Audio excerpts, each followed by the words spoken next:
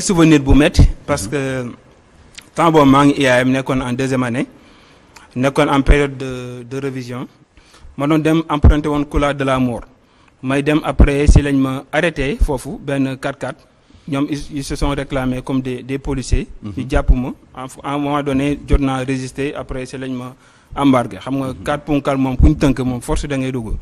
si lañ ma dugalee après yóbbu ma man oto bu ñu ma dugal nag pap xaw ma ay vitre teintée la.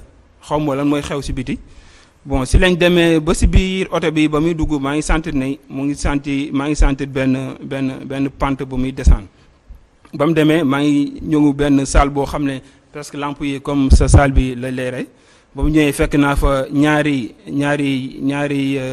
nit yu xees kenn ki accent bi ni muy waxee da nga xam ne kii français la.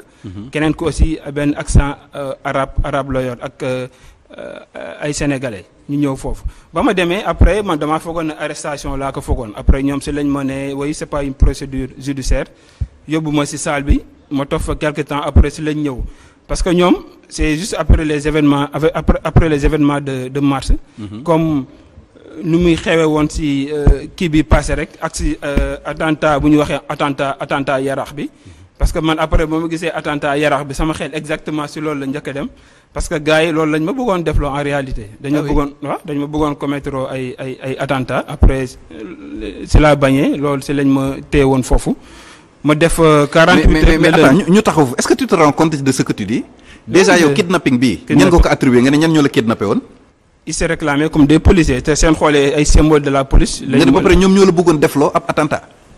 loolu c'est exactement passé comme ça.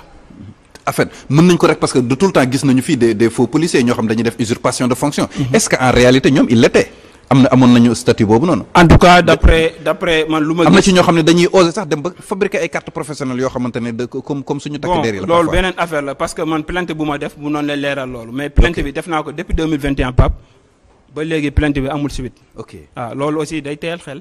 d'accord léegi nag que s'est-il passé ensuite. après ñu téye ma fa ba le lundi si lañ ma téye parce que jot nañ ma fa torturer door nañ ma fa après bon man toujours que lu ma leen wax rek man dama am ambition pour mon pays am na loo xam ne du ma si dugg. parce que après génn naa prison reprendre sama vie am ay ambition yoo xam ne parce que ku amul ambition su ma génnoon amul ambition du ma reprendre sama étude. ma génn reprendre sama étude. après ñu bëgg ma dugalaat ci yeneen affaire yoo xam ne xaw ma ko Pape ma lànk ba tëdd ci suuf si lañ ma téye foofu après le lundi maa ngi dégg tubaab bi naan ko il faut le laisser partir si lañ ma bàyyi. loo xamante ne yow yaa ko bind ci livre bi. par rapport ak sa kidnapping bi. ñi nga xamante ne ñoom ñoo la kidnappé woon yaa ngi nga ni je les ai écoutés parler de leur projet et je comprenais que j'avais été kidnappé. Ils m'avaient suivi, ils connaissaient mes trajets, ma famille, mes allers-retours, ils savaient beaucoup de choses. Quand j'ai été arrêté en 2015, j'ai été fiché à la direction de l'autonomisation du fichier, DAF. C'est comme ça qu'ils m'ont retrouvé. J'avais été arrêté pour terrorisme. Pour eux, j'étais le profil idéal pour leur projet. Pour leur projet. C'est-à-dire, 2 points, semer le chaos. Exactement. Ils attendaient de Fallou et moi qu'on s'en charge après qu'on organise des attentats au niveau du palais de justice et aux alentours et en échange, ils nous donneraient de l'argent. Ils savaient que Fallou a été très actif dans les manifestations pour aider à ma libération et il était proche de moi. Ils savaient qu'on était plus que des frères, des amis qui se soutenaient en toutes circonstances. Leur but était de faire promulguer une loi, plus précisément de durcir la loi de 2016 sur le terrorisme. Après les événements de mars, ils avaient augmenté les restrictions possibles grâce à cette loi. L'arrestation d'Ousmane Sonko, l'opposant du président pour les prochaines élections, avait déclenché de grandes manifestations. Les jeunes le soutenaient et voulaient se battre pour lui. Les confrontations avec les forces de l'ordre ont mené à des morts et beaucoup de dégâts. Pour éviter que ça se reproduise, j'étais face à des hommes qui, à bien des égards, travaillaient pour le gouvernement et qui voulaient déclencher des attentats pour faire passer de nombreux amendements à cette loi en urgence. J'ai vite compris que leur but était d'imputer les attentats au parti PASTEF, le parti de l'opposant Ousmane Sonko. À partir de cet instant, je n'ai plus dit un mot, sauf pour refuser leur proposition. C'est grave, hein, ce que tu dis dans le livre. Ça c'est exactement passé comme nous m'avons bindé si. Donc en résumé, tu veux dire que ñi la kidnappé woon. ñooñu dañoo taxaw ni ab ay takk der lañu ak ñuy réclamé woon ci gouvernement bi la. bëggoon la utiliser pour def loolu ay attentats yoo xam ne après dañuy dem jiñ ko Ousmane Sonko. C'est ce que tu dis écrit dans le livre. Pour moi, il voulait reproduire le scénario les frères Kouachi. exactement yaa ngi wax Fallou c'est mon frère. mais yow passager est-ce que xam nga ni ça peut te valoir une arrestation tu es conscient de ça. en tout cas depuis 2021 Pape def nañ plainte pour kidnapping enlèvement mais jusqu'à présent amul benn évolution sur plainte man buñ déposé. ok après que s'est-il passé ensuite comme ça ñu libère bàyyi la. ñu bàyyi ma après sur la. l'affaire est restée sans suite. sur la corniche. ok ci lañ ma jëlee d'après mon frère Fallou yóbbu ma à dugal ma taxi yóbbu ma à Médina après ma amoon ay hallucinations. loolu moom ma valoir ñu ma def 21 jours à l'hôpital Fann. mooy bi nga jógee ci kidnapping. exactement def naa fa 21 jours. des prises en charge psychologique oui parce que feebaroon naa trop. bon Fallou aussi à chaque fois. qui est Fallou.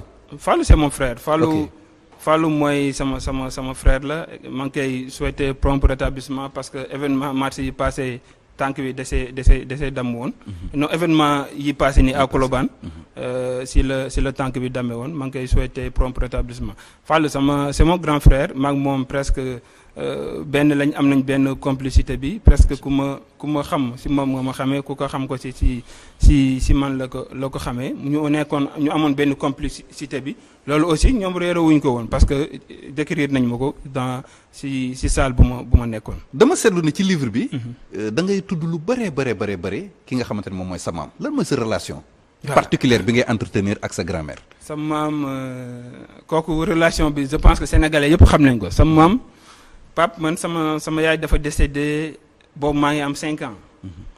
sama papa ma nekkoon ak sama papa après sama maam parce que bien avant man avant sama yaay di décédé am na sama frère yëpp sama maam dafa leen laa yoon mbuur ak moom dafa bëgg sët. après bon man nag maa fa nekkoon ak sama yaay après ba sama yaay décédé boobu maa ngi am 5 ans si la ma sama maam laaj pour mu ñëw si moom. depuis boobu ma nekk ak moom di ko jàppale si jaay omo Pape dama doon defal Pape bon ba ma gënee nekk mag am ay 10 ans 12 ans ma koy jàppale si jaay bi di ko jaayal omo di jaay gerte nawetaan sa amee ma dem si stade di jaay ndox toujours que en fait sama xarit yi sax dañ ma doon ruube si loolu naan ma doon ma wooy Adja parce que man foo ma gisee maa ngi woon toog sama maam wala ma jàppale ko si table bi di jaay parce que man dama nekk xale dama amoon benn conscience ba niveau de conscience bi je me disais que saa yu ma soxlaa big si moom laa ko mën a amee saa yu ma soxlaa kaye si sama maam il s'est débrouillé di jaay si moom laa ko mën a amee ak lu ma munti sant pour man dama koy def ma ko doon jàppale depuis lors maa ngi moom ñu am benn complicité bi mu nekk sama xarit ba jusqu'à présent Pape mënuma génn kër ga 30 minutes gisuma day woote tey sama téléphone soo ko taaloon nii di ngay gis ne appel am yi à chaque fois mu ngi laaj moom aussi elle est traumatisée Pape mënul toog 30 minutes à chaque fois pour moom su ma génnee rek soit am naa problème wala jàpp nañ ma malheureusement contexte psychose boobu la Macky Sall instauré à chaque fois soo amee benn engagement bi wala nga am benn taxawaay bi rek à chaque fois soo génnee sa famille. donc moom naka la vivre woon sa long séjour carcéral boobu noonu. long séjour carcéral bi métti woon na ko parce que moom à un moment donné mu ngi doon wax ne en fait amatul woon yaakaar pour gis ma parce que 4 ans dafa bëri Pape. man aussi en prison maa ngi doon inquiété wu naan est-ce que su ma génnee dinaa ko fa fekk tellement que j'avais des nouvelles que dafa feebaroon affaire yooyu mais vraiment alhamdulilah ba ma génnee fekkaat ko si jàmm mu nekk koo xam ne moom nee nañ mooy sama chéri mooy sama aaw vraiment nit ku baax ku ma taxawu Pape sonn na si man trop. ak ni nga mel ak moom ni jour bi nga njëkkee génn. def ñeenti at ci kaso bi génn. accueil bi comment ça a été. accueil bi Pape bokk na aussi si lu ma dul fàtte parce que ba ma ñëwee namoon naa trop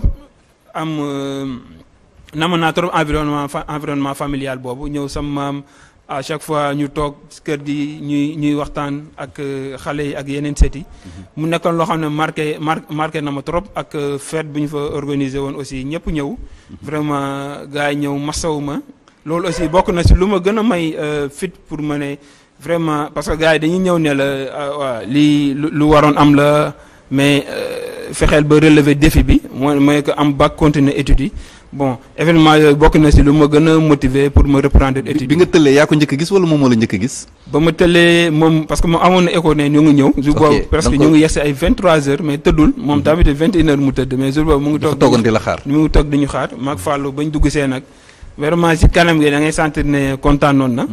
Et c'est normal aussi.